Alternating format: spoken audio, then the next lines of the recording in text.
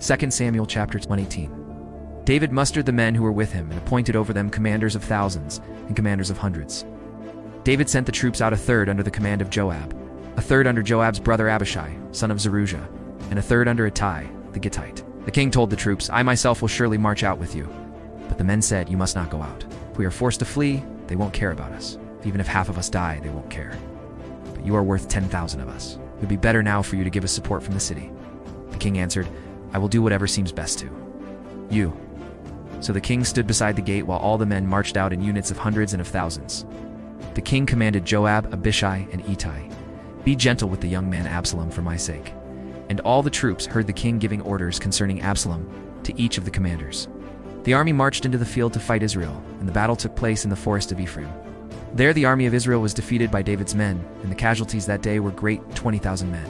The battle spread out over the whole countryside, and the forest claimed more lives that day than the sword.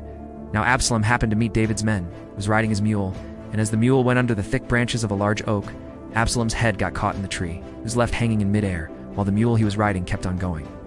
When one of the men saw this, he told Joab, "I just saw Absalom hanging in an oak tree." 11 Joab said to the man who had told him this, "What? You saw him? Why didn't you strike him to the ground right there? Then I would have had to give you 10 shekels of silver and a warrior's belt." But the man replied, "Even if 1,000 shekels were weighed out into my hands, I would not lift my hand against the king's son." In our hearing, the king commanded you and Abishai and Ittai, "Protect the young man Absalom for my sake. And if I had put my life in jeopardy and nothing is hidden from the king, you would have kept your distance from me." Joab said, "I'm not going to wait like this for you." So he took 3 javelins in his hand and plunged them into Absalom's heart, while Absalom was still alive in the oak tree. And 10 of Joab's armor-bearers surrounded Absalom, struck him, and killed him.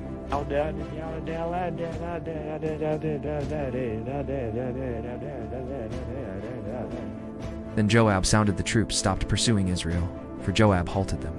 They took Absalom, threw him into a big pit in the forest, and piled up a large heap of rocks over him. Meanwhile, all the Israelites fled to their homes. During his lifetime, Absalom had taken a pillar and erected it in the king's valley as a monument to himself. For he thought, "I have no son to carry on the memory of my name." He named the pillar after himself, and it is called Absalom's monument to this day. Now Ahimaaz, son of Zadok, said, "Let me run and take the news to the king that the Lord has delivered him from the hand of his enemies." "You are not the one to take the news today," Joab told him.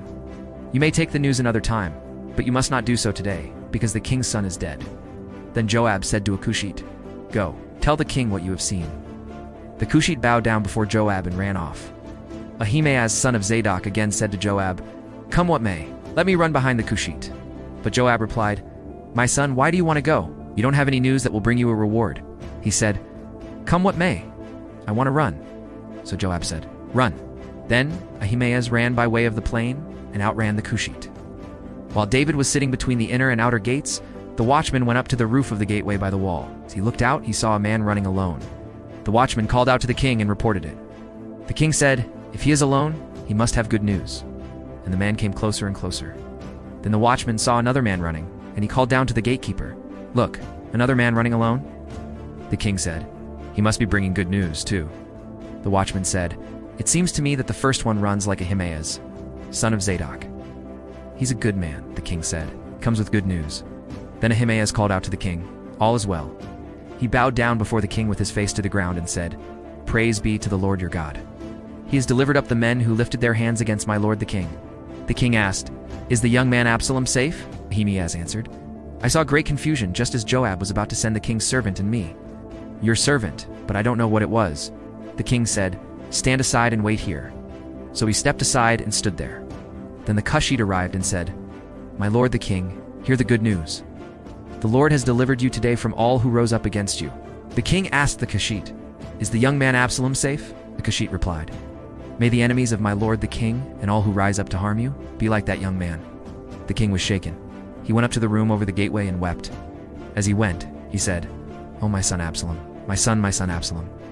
If only I had died instead of Absalom, my son, my son."